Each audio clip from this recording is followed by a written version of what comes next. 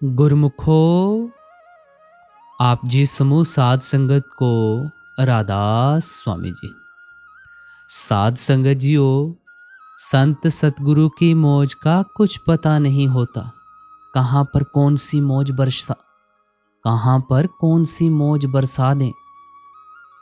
आप ये फोटो देख रहे हैं, सबसे पहले इस फोटो को गौर से देखिए। इस फोटो में आपको क्या नजर आता है? कहाँ पर कौन सी मौज बरसा दें, यह हमारे संत सतगुरु ही जानते हैं। उनकी लीला न्यारी है। नहीं तो आप एक मिनट के लिए विचार कीजिए, संत सतगुरु को क्या कमी है? किस चीज की कमी है? वो तो खुद मालिक हैं।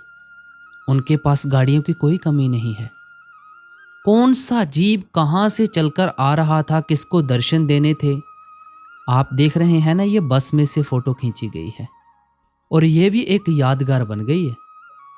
देखो, गाड़ी का टायर पंक्चर होना, संत सतगुरु का गाड़ी से बाहर निकलना और सड़क पर आकर टहलना, ये भी एक मौज है। बड़ी सुंदर साखी है, आप सभी के साथ एक शेयर कर रहा हूं। इस सारे वाक्य का निचोड़, ये जो तस्वीर आप देख रहे हैं ना, तस्वीर का निचोड़ आपको इस साखी में पता लग जाएगा। आओ, पूरी एकाग्रता बनाए रखना, इसको सुनो और पूरा समझो। सूरज की किरणें पंजाब के हरे भरे खेतों पर ऐसे पड़ रही थीं मानो सोना बिखेर दिया हो।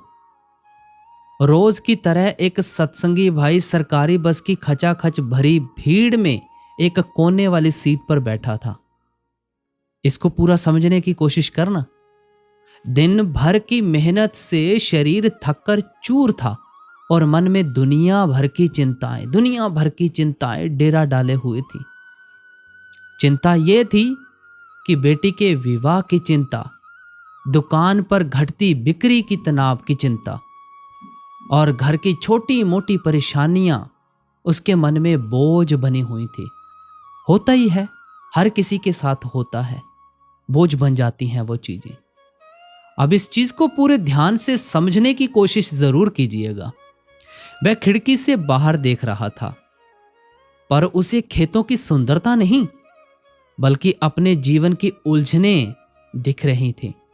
उसका मन बार बार अपने सतगुरु, अपने मालिक को याद कर रहा था। हे मेरे सच्चे पातशाह, हे मेरे सतगुरु, कब कृपा होगी आपकी? कब इन चिंताओं से मुक्ति मिलेगी? एक झलक दिखा दो, मन को शांति मिल जाएगी।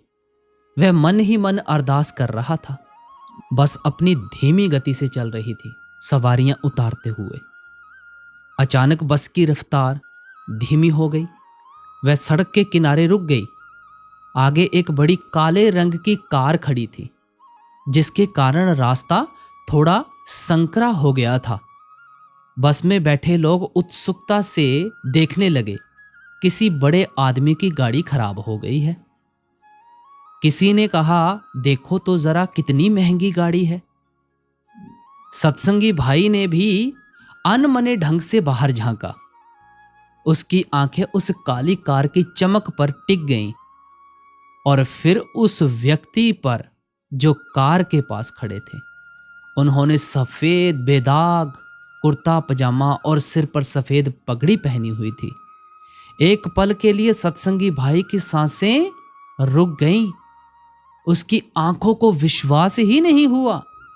ये तो वही थे जिनके दर्शनों के लिए वह तरस रहा था। ये उसके मालिक, उसके सतगुरु थे। उसके पूरे शरीर में एक बिजली सी दौड़ गई। थकान, चिंता सब एक पल में गायब हो गए। उसकी आंखें भर आईं। जिस मालिक के दर्शनों के लिए संगत मीलों का सफर तय करती है, जिनके एक वचन को सुनने के लिए लाखों लोग सत्संग पंडाल में बैठते हैं, वो आज इस तरह सड़क के किनारे उसकी आंखों के सामने खड़े थे।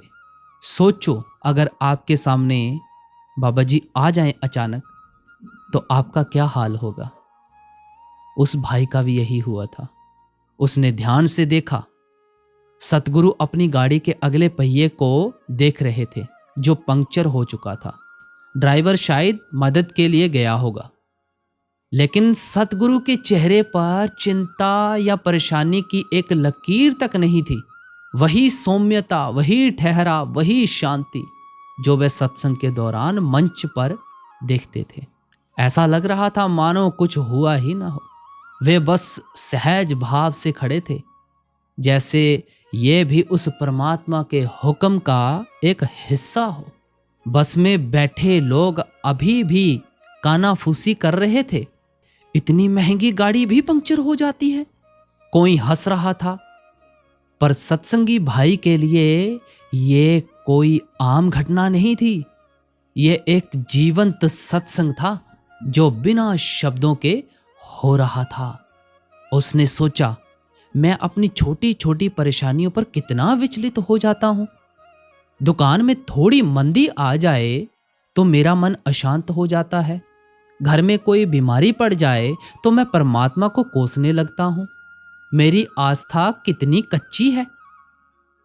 और ये मेरे मालिक, जिनकी एक आवाज पर लाखों लोग दौड़े चले आए, जिनकी पहुंच दुनिया के बड़े बड़े लोगों तक है, वे एक मामूली पंक्चर पर कितने शांत भाव के साथ खड़े हैं।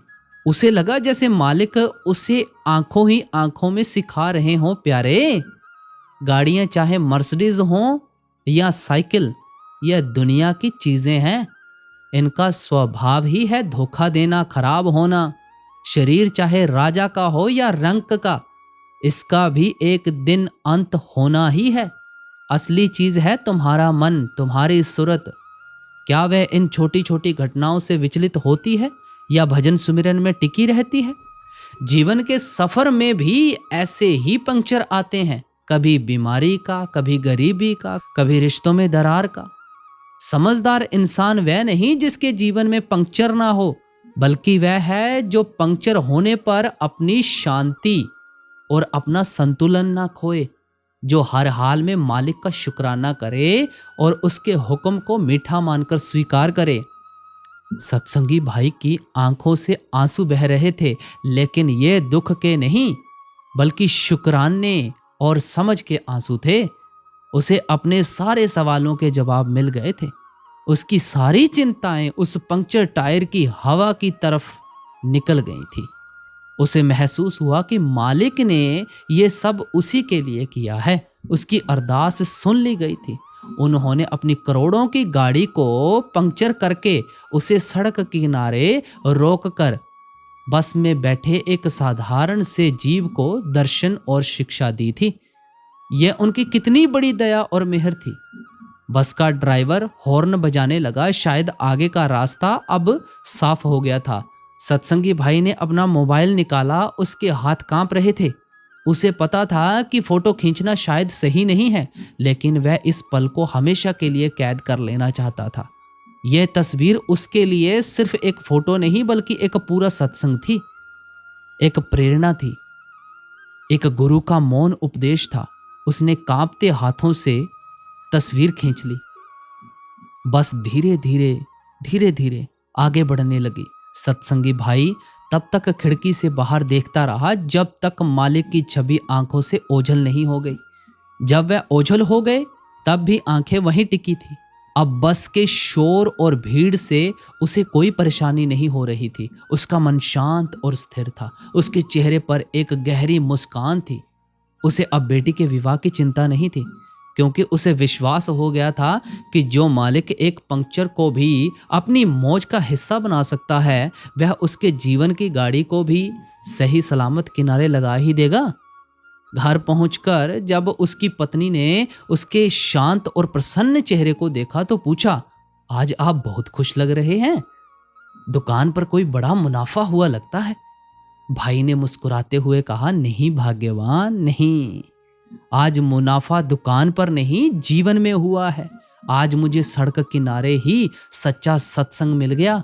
उस दिन और उसके बाद का हर दिन उस भाई के लिए एक यादगार बन गया। सोने से पहले उस तस्वीर को जरूर देखा करता था। वह तस्वीर उसे हमेशा याद दिलाती कि परिस्थितियां कैसी भी हो, अगर मन मालिक के रंग में रंगा है तो जीवन का हर पल आनंद और शांति से भरा हो सकता है।